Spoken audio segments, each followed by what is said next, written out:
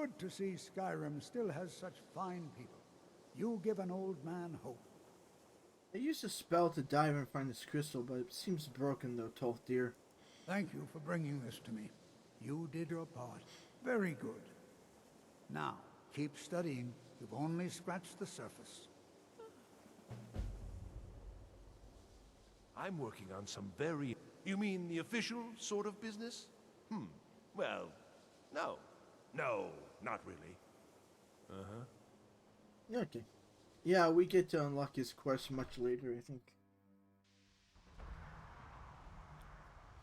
Even with the college's laid-back attitude, there are still some things that are off limits. I care little for idle conversation, but perhaps you need help with conjuration. If you require assistance with summoning techniques, please, let me know. If you would, please also contain your summons to the college grounds. The locals do not need to be agitated further by Atronachs roaming their town. The summoning of undead is even less advisable outside the college. Greetings, my name is Nakara Mantia. I've recently joined. Yes, whatever. I care little for idle conversation, but perhaps you need help with conjuration magic. I'll teach you some of what I know, but be careful, and please also contain your summons to the college grounds.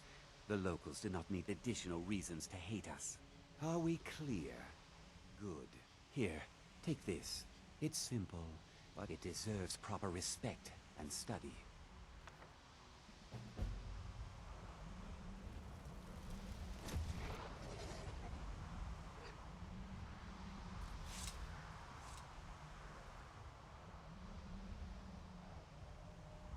Who's a good boy? Yep. I'm gonna stare at you.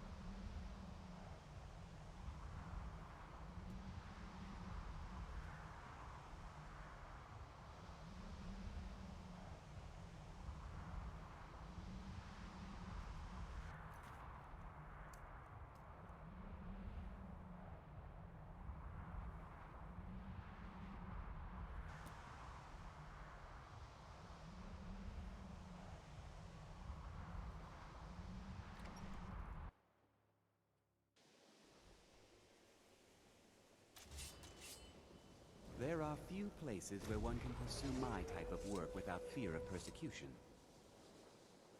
That incident in Northpoint was just a misunderstanding, no matter what the guards claim. Summoning undead isn't frowned upon? I sure know. Those archaic policies died out with the Mages Guild. Excellent. Follow me. I think it's time to test your knowledge against mine. Exciting, isn't it? Now, cast the spell. Come on, let's see what you're made of. How quickly you've advanced. Most impressive. Well, now is my turn. Watch this. Come on! Fight! Fight! Come on! Come on!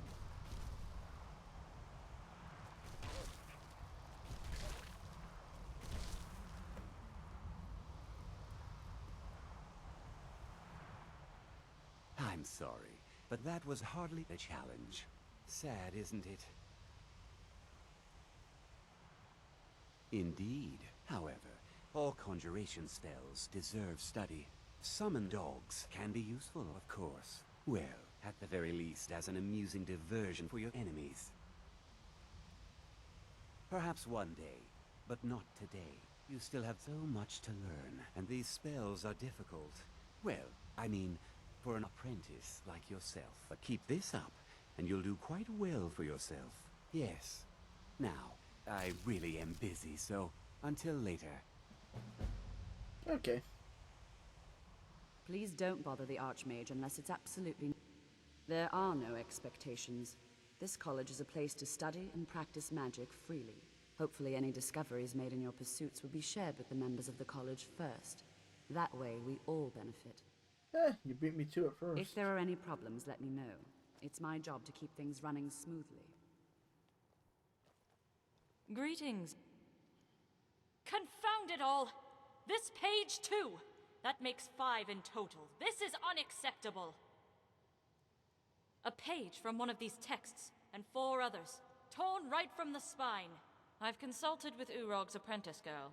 and she insisted, rather emphatically, that none of these tomes have been checked out for years. I told the girl that wouldn't preclude a thief from browsing the cases. I don't blame her, though. It's the head librarian's duty to keep more sensitive texts behind sealed doors. Or perhaps it's the fault of the one who trained him. In either case, the result is the same. It is as I feared. Someone has managed to steal key pages from the writings of Trectus. I think it's this one.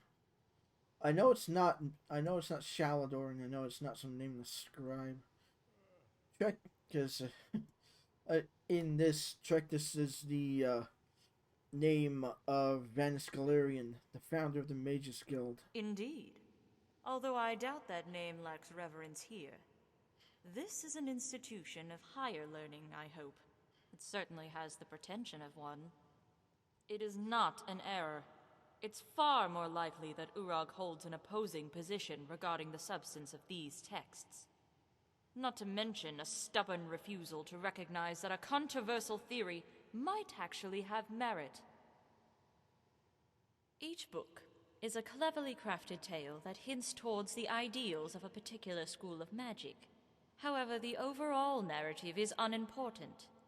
From what I have gathered in my time here, it seems the school of magic is simply a mechanism. For instance, I found lighting a text with an alteration spell revealed a hidden message written in an ink altered to mimic a human soul. Of course, without the knowledge to light the aura of life aglow, the mage's search would end there.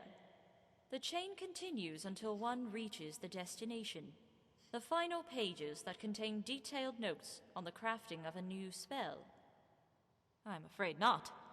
The texts are evidence, and the methods Galerion used to encode the journals must undergo further study. Once I have informed Urag of his omission, he will add the works to this library's collection, along with the missing pages, should they be retrieved. If you have scholarly interest, however, I can share with you the 5 tales of Galerion's youth. They are quite interesting. As a young child, Galerion's father bought books from smugglers in order to teach his son how to read. As serfs of a minor nobleman, Lord Janess of Solakik-on-Kur, such knowledge was strictly forbidden. Galerion recounted how his father taught him to avert his eyes at every signpost, and to speak with improper diction. Most of all, he warned him not to reference the tales he read, but more importantly, the cities, beasts, and forests contained therein. For the spell would be broken the instant their lord realized the boy knew things his eyes could not see. Galerion's mother was an old-fashioned woman, one comfortable with her station. She never wanted to deprive Galerion of knowledge. She was, however, fearful of the consequences. A seed of dread was planted in her mind, and grew into a forest of despair. It was only a matter of time before her husband or her child would slip and betray their literacy. In truth, Lord Jonas suspected nothing, but in her reality, she saw her husband on the gallows, and through her actions, she made it true. Vanus's father died from the crime of literacy. He was hung, his body left out for weeks as the sweltering heat bubbled the skin of his fetid corpse. The effigy itself was gruesome, but so was the cruelty of Lord Janess. He forced Galerion to scrub the gallows every day, as his father hung lifelessly above him. He held the lessons of his father close to his heart, and never spoke an indignant word, no matter how callously the nobleman prodded him. However, if one stayed awake past the dead of night, one could hear the violence echoing from the basement of the servants' quarters. As a child, Vanus Galerion escaped his birth home of Solakik-on-Kur. He simply crept out of his quarters one night and ran. He never stopped running. He had trekked halfway across the Somerset Isle when he reached the shores of Alinor. There was nowhere left to run. Exhausted, he collapsed in a ditch. It is there that a band of troubadours found his body and nursed him back to health. They employed him as an errand boy and gave him food and shelter, and the life he had seemingly lost was somehow returned to him. Vanus Galarian once ran with a group of troubadours. They performed from city to city, regaling crowds with their song and flair. One of them was a former jester, a man with deft hands. From out of the ether, he would withdraw a bouquet of flowers or a septum from your ear. However, it was the group as a whole who cast a spell on the young boy, drawing a smile that had been lost to the void. As you will. My name is Olivia Moronin, a former member of the Mages Guild at the Arcane University in Cyrodiil. When the guild disbanded, many of my colleagues regrouped to form the Synod. However, their objectives do not align with the tenets Galarion and the Council established when they founded the guild. Nor do they abide by the teachings we have stood by in the centuries that followed. Theirs is an organization based on cupidity and lust for power.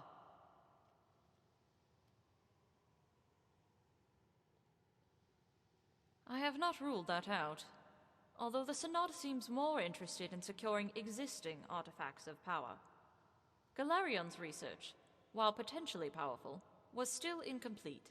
There is no guarantee that any of the 5 spells can even be crafted. This is not to imply that documents are not dangerous. The secrecy of Galarion's methods are a substantial indicator of the level of risk. However, the Synod does not have the patience nor the foresight to recognize what these texts represent.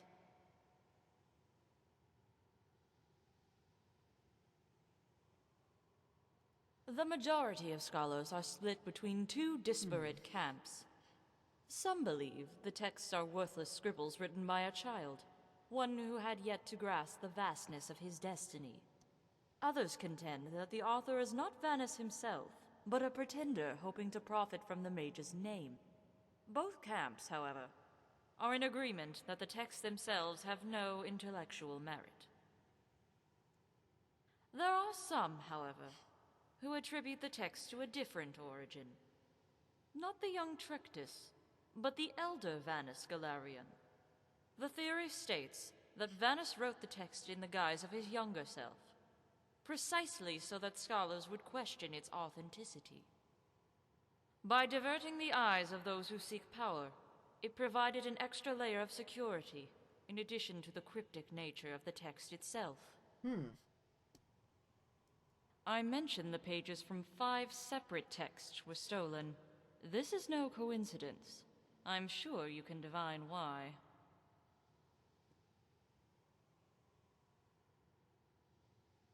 Exactly. According to the theory, there was purpose to Galarion's decision to divide his childhood journals into 5 parts. Contained within each was a tale that alluded to spells and techniques, authored by a specific school.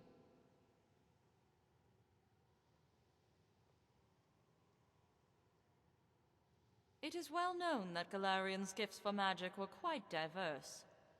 He could restore a rose to full bloom not long after burning it aflame, all the while fooling the mind into believing its scent had rotted away. The theory goes that Galarion was on the verge of completing 5 new spells, 1 for each school. Spells of such tremendous power that even the immortal armies of Manimarco would countenance their fear. Unfortunately, Galarion's obsession with his nemesis deprived him of his patience. Nevertheless, before he embarked on the great battle, he left notes encoded in 5 works, so others could continue his research. I have an inkling. I was able to glean some clues based on my interviews of the residents of Winterhold, who seem far more observant of mages than the faculty. I sent my assistant, Jado Ra, to investigate the matter further, but I fear something grave has befallen him. Finally, someone with initiative. I need someone to scout the area he was investigating. Your safety is paramount. If the mage in question is at the site, do not attempt to confront him, even if Jado Ra is in imminent danger. The Khajiit is a crafty one. He will leave clues behind even in death. Yet if you sacrifice both your lives, both your efforts will be squandered. Good. Jado Ra last left for Solitude, but it is unlikely he is still there. I would start with the caverns near the shoreline. If you find him, and find him well, he may ask for a passphrase. Yes. The problem is, I seem to have forgotten that inscrutable Khajiit word he gave me. So in exchange, I ask you to tell him this. Tell him how, when I met him, I mocked his whiskers, how they were as black as an Imperial's hair. Tell him that his eyes are so narrow that even when he laughs he looks unhappy. Yet their color still shines as bright as the sun.